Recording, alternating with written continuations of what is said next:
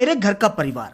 और आज मैं इनको लेके इसलिए बैठा हूँ क्योंकि आज मैं अपने जले पर नमक छिड़कने वाला हूँ। अरे इसके कहने का मतलब है कि आज अपनी शादी का एल्बम दिखाने वाला है। एल्बम समझते हैं ना आप लोग, एल्बम मतलब शादी के सबूत, अब मतलब फोटो। और आपको मेरी शादी का एल्बम देख के इतना मजा आएगा कि आप दांतों तले उंगली दबा लेंगे, बिल्कुल फोटो में घुसी मेरी पत्नी की तरह। वैसे लग तो ऐसा रहा है जैसे दातुन करेंगे। कहाँ रखा है? तो जब मैंने अपनी पत्नी से पूछा कि एल्बम कहाँ रखा है तो उन्होंने मुझे बताया कि अलमारी की नीचे वाली जेब में रखा है। तो जब मैं एल्बम बाहर निकलने लगा तो एल्बम बाहर निकल ही नहीं रहा था, मानो वो भी कह रहा हो, शमशान घाट के मुद्दे कितनी बार निकालेगा रखेगा, इस टाइम में तो 10 रुपए का फटा हुआ नोट बन जाऊंगा मैं। तो अलमारी की जेब से शादी के एल्बम निकालने के बाद मैंने सोचा क्यों ना घर के बाकी लोगों को भी एल्बम देखने का निमंत्रण दे दूं। तो मैंने मेरे साले और मेरी बहन को शादी के एल्बम देखने का निमंत्रण दिया।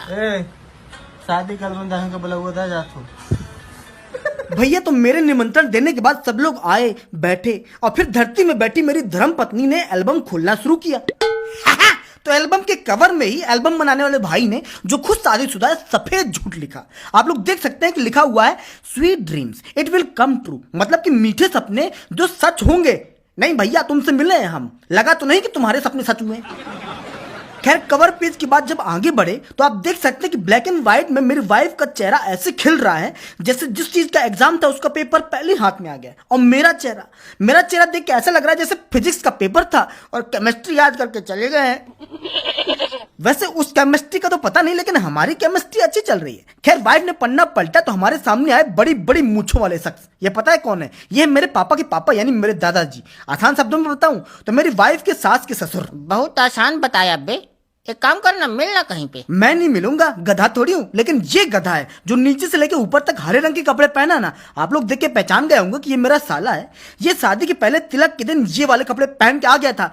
जब मैंने उसको पहली बार देखा तो मुझे लगा कसम सऊदी अरेबिया से कोई सीखा गया है, वो भी अपने तेल के कुएं छोड़ के।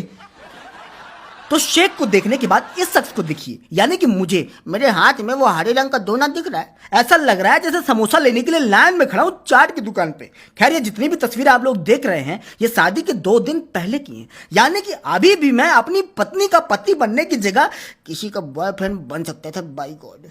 अरे भैया ये तो अच्छा है कि तुम्हारी पत्नी अभी सो रही है, अगर जाग रही होती तो 2 मिनट में तुम्हारा बैंड नहीं डीजे बजा देती। देखो वो तो बजे गई, जब वाइफ सो के उठेगी, वीडियो देखेगी, डायलॉग सुनेगी तो बैंड डीजे सब बजेगा। लेकिन फिलहाल आप ये फोटो देखिए जिसमें मैं ध्यान मुद्रा में बैठ के समाधि में जाने की कोशिश कर रहा हूँ, लेकिन जा नहीं पा रहा हूँ क्योंकि कैमरा वाला हर 5 सेकंड में बोलता है भैया इधर देखिए, भैया उधर देखिए। लेकिन आप इधर उधर देखने की जगह ये फोटो देखिए। आप 2 लोगों को तो पहचानते होंगे, एक मेरे दादाजी है, एक मेरे नाना है, और उन दोनों के बीच में टोपी लगा के जो बैठे हैं ना, वो मेरे वाइफ के पापा हैं, पापा।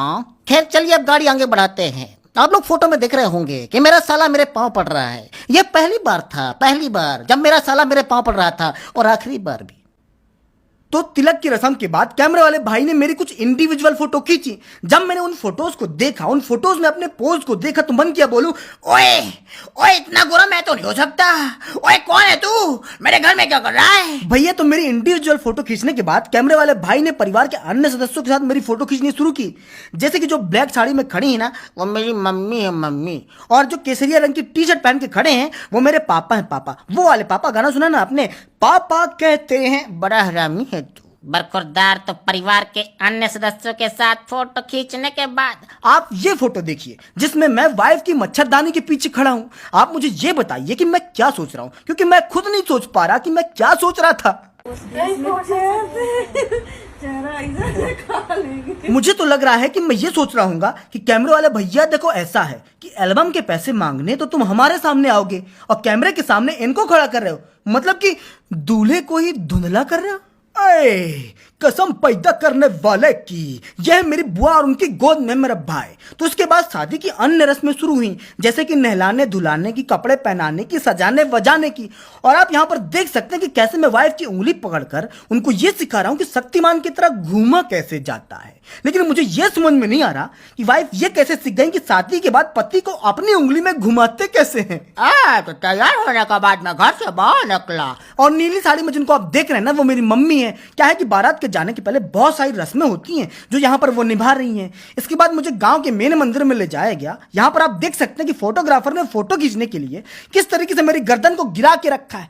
अगर थोड़ी देर और वो इस तरीके से मेरी गर्दन को गिरा के रखता ना तो मेरी गर्दन ऐसी रह जाती। और फिर जब बारात पहुंचती तो लड़की वाले बोलते हैं कि भैया एक काम करिए कि माल में मिलावट हो चुकी है, आप इसको वापस ले जाइए। कैश ऑन डिलीवरी था, कैश भी नहीं मिलेगा, डिलीवरी वापस ले जाइए। खैर बारात ठीक ठाक तरीके से पहुंच गई और बारातियों के बीच में मेरे पापा भी मुंह खोल के नाचने लगे। तो मुझे तो ऐसा लग रहा है कि वो बोल रहे होंगे कि आज उसकी शादी है जिसकी उम्र मुझसे आधी है, यानी कि मेरा सुपुत्र। अब मैं आपको एक ऐसी फोटो दिखाने जा रहा हूँ जिसको देख के आपकी हंसी छूटेगी ही छूटेगी। तो चलिए फोटो देखिए और हंसी छोड़िए।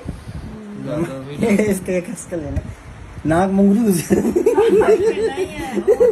लग रहा है। पता नहीं ये कौन सा पोज करवाया कैमरामैन ने, नाक में उंगली, हो सकता है कि सर्दी रही हो। हाँ तो दोस्तों मैं उम्मीद करता हूं कि मेरी शादी का एल्बम दिखाते हुए मैंने जो आपको छोटी सी हंसाने की कोशिश की है उसमें मैं कामयाब रहा हूंगा। देखिए पूरी शादी का एल्बम दिखा पाना तो बड़ा मुश्किल है क्योंकि फिर वीडियो बहुत ज़्यादा लंबा हो जाएगा। इसलिए मैं उम्मीद करता हूं कि आपको ये वीडियो देखकर हंसी आई होगी, अच्छा लगा होगा, आपका मूड हल्का हुआ होगा ना बाबा। तो यूट्यूब में विक्रम नेहा व्लॉग्स को सर्च करिए और अच्छा लगे तो उसको सब्सक्राइब करिए। तब तक के लिए आपका मैं बहुत बहुत धन्यवाद करता हूँ। खुश रहिए। ओए पापा।